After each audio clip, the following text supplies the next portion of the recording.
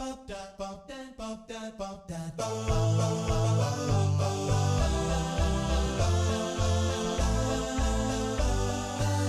Pitch by Iska Sak. Hi there, and welcome to Speech Pitch by Iska Sak. I'm Pascal, and today I have with me Björn Schuller and Chi-Chun, Jeremy. And it's very cool to have two very big hotshots here from speech emotion recognition in one room. This only happens at Interspeech, I guess. So please care to introduce yourselves briefly, what you're working on in general. Yeah, hi, Björn Schuller, as you said, from TUM, the Technical University in Munich, and also from Imperial College London, where I had GLAM, the group on language, audio, and music, and doing speech emotion recognition since my PhD thesis, so actually a quarter of a century by now. Still doing that and doing a lot of speech analysis for health in particular, a lot of mental health, but we're also going into broader health field right now. Hello, everybody. My name is Jeremy. Very happy to be here. I think Schuller Björn is one of the real hot guy here. So I still remember the first time I joined Interspeech, actually attending Interspeech because of the challenge. Okay, and that was actually helped by Björn. Ever since then, I work on speech emotion recognition and emotion related stuff. Again, also a little bit into mental health. Recently, worked a little bit into the domains of trustworthy AI. So let's talk about emotion in terms of ethics and responsibility and so on. So yeah, that's a quick snapshot of me. Well, let me add at that point that Jeremy is the actual hot guy here. And we have a lot of meetings over the years had, mostly at Interspeech, which is the great meeting point, of course. I guess other venues, but it's always super impressive to follow your work, Jeremy. Thank you. Then, just in general, as you said, it's cool to meet up frequently at Interspeech. And you gave a big, rough outline, speech emotion recognition, maybe also a bit speech in healthcare. But what brings you to Interspeech this year in particular? So what are the publications that you're supervising or co-supervising at Interspeech this time? All right, thank you. I think for this time, again, some of my recent focus is on trustworthy, so maybe some of those things boils down to, watermarking, privacy protections. Also, we're doing a little bit into the emotion synthesis. Okay, so emotion voice conversion, trying to do it in a while, and those kind of settings. Also, recently worked quite a bit in sort of cross-language, cross-cultural kind of emotion recognition work. So again, I think Interspeech is a very nice venue for all this interdisciplinary work. Many people working on very similar, very cool ideas. I always enjoy coming here, have a drink or two or more, and then just enjoy the atmosphere. Yeah. Yeah, so to me, it's, of course, speech emotion recognition. We have, with Audeering, the company I didn't mention, I'm a chief science officer of, introduced MODB 2.0 tomorrow. We're quite curious about that. And we've also had some more papers on, getting speech emotion recognition still up to speed, let's say. But we had some fun thing today. That was the MEDAF challenge, where we looked into mice autism.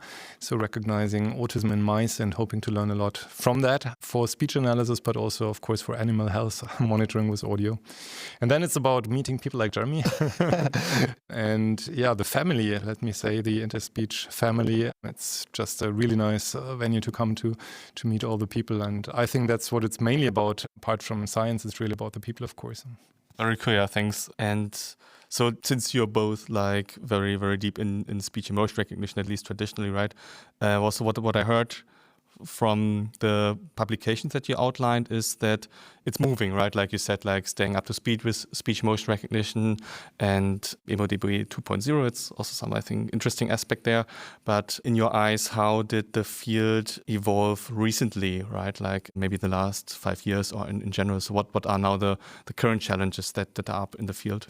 Yeah, that's a big question. So the way I sort of kind of answer that is, what are some of the things I work on, right? Some of the things I look at other people working on. So the way I see things are now, because of the LLM, large language model, is so popular right now, putting that together in perspective of the emotion recognition, emotion synthesis, emotion generation, dialogue, agent conversation, I think all that becomes kind of a end-to-end kind of thing, right? So how do we really deal with that? And again, cross-culture, cross-language, across people, right? Me as a second language into English, trying to talk versus people in native language. I think they're all these very nuances, things in emotional expressions and so on. So again, that's one thing I find very interesting. I'm not sure whether that's really emerging, but that's what I like to do. looks interesting. And then again, look after Björn's work, many more things.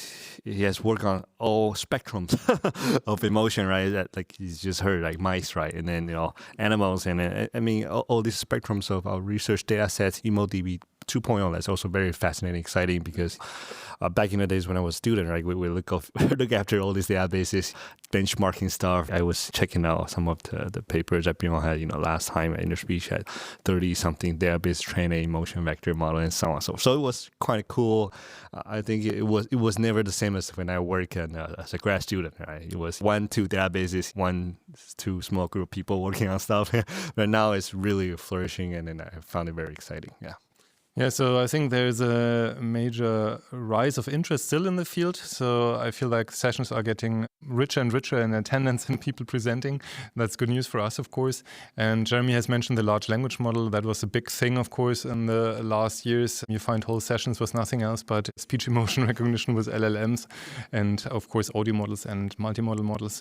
But we also have a lot of AI topics which are coming into the field, general to AI, like fairness, explainability. Then we also have adversarial attacks and other issues, let's say, that are not special to this field, but that are also coming to this field as topics. I feel there's a lot more to do right now because we still lack in many ways. It seems like we solved it all, but in fact, even the meaningful coupling between acoustics and linguistics in generation, for example, clearly lags behind. So how I pronounce a specific word and not just randomly sound over the course of a sentence is something we have to work on. Also making sense of the relation. Why do I particularly say this word in that way? Things like that, let alone going multimodal and coupling this with facial action units and so on.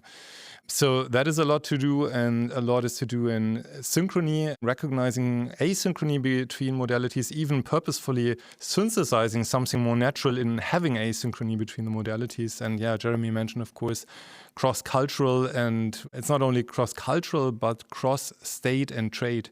So in synthesizing, we don't only want to sound angry, and we moved on to more subtle emotions, but we still don't have social emotions like jealousy. We do, still lack in, at the same time, sounding maybe tired or whatever it is, and voice conversion covering whatever my drink from Interspeech, too long without sleep, and all these kinds of things. So a lot more to do in the richer realm of computational paralinguistics beyond emotion. Cool, yeah. Thanks for the overview. I mean, it's good to get some glimpse of the current problems, current state of the art, where we're standing from you guys. And just for the dynamics between the two of you, like, did you collaborate before, or is there some joint track where you did some research on the same project at some rate? I don't think we have specific project going on, but I feel like I know Björn for like very long time. Like we never really work on a project. We kind of always kind of shape the way I do research in a manner, right? Because like I say, I follow Björn's work when I was like fresh PhD, right? So it wasn't just graduate. After graduate, no, it was like a fresh PhD, starting to put into some ideas of emotion recognition. And then the LSTM work back then, all these things, like throughout the years, I feel like we've been working on stuff, and then having this conversation, always spark new ideas. So I think that's what I was saying. It's a good thing about Interspeech, good thing about making a concrete project sometimes can get a little bit bureaucratic, right? But having this nice conversation, nice talking point, walking through a poster and see people crowded around Björn's poster, that's very exciting for me. Yeah. Yeah, so I know Jeremy since his winning of my first challenge and many things to follow. But yes, indeed, I think we still have to actually do some cool project. And one idea I have for that is reinforcement learning.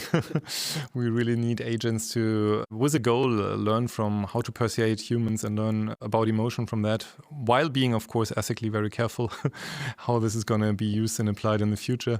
But definitely there is a lot to do together and roll the sleeves up, yeah. Yeah, I think that'll be a very good starting point as well. So, we've been working on, sorts of a lot of different stuff, but having this reinforcement learning, maybe having an AI agent respond appropriately, but, let's define that appropriateness. What does that really mean?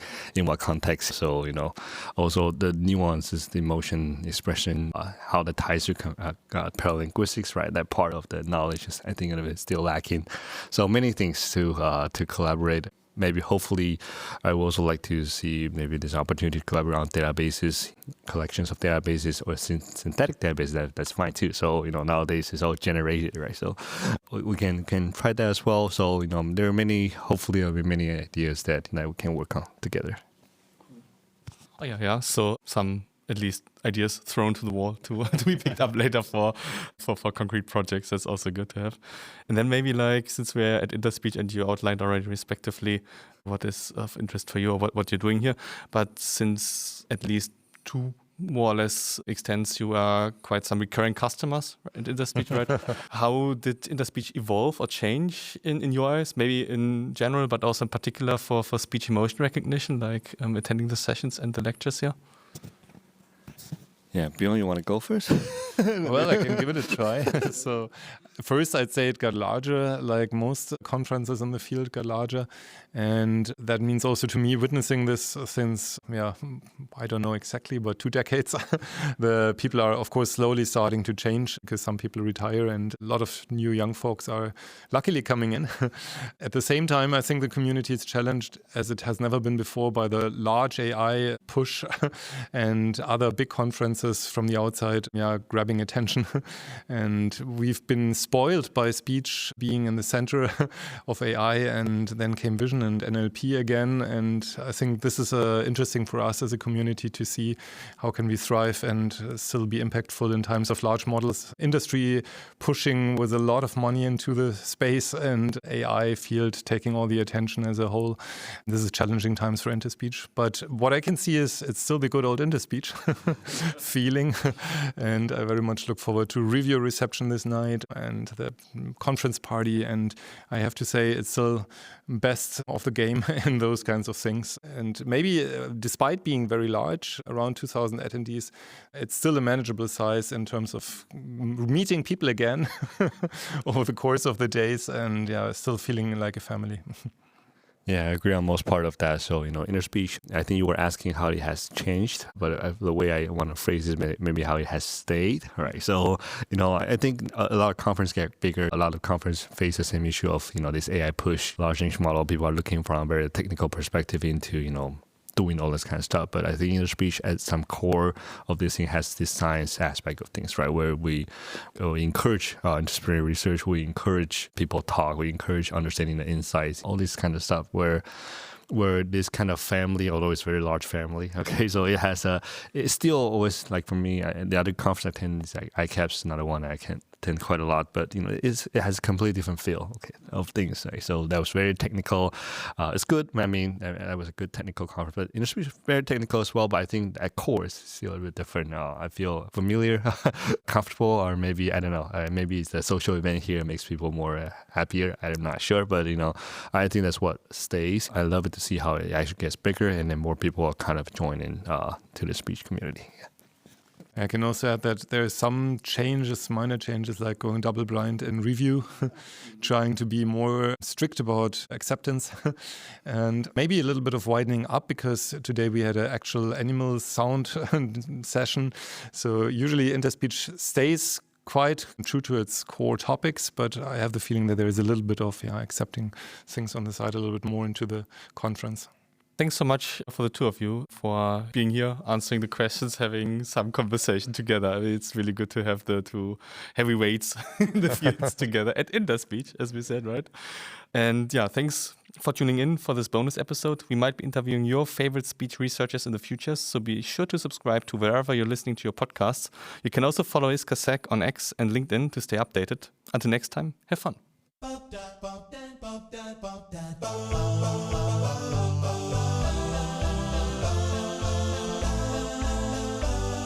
Speech pitch by Iskasak.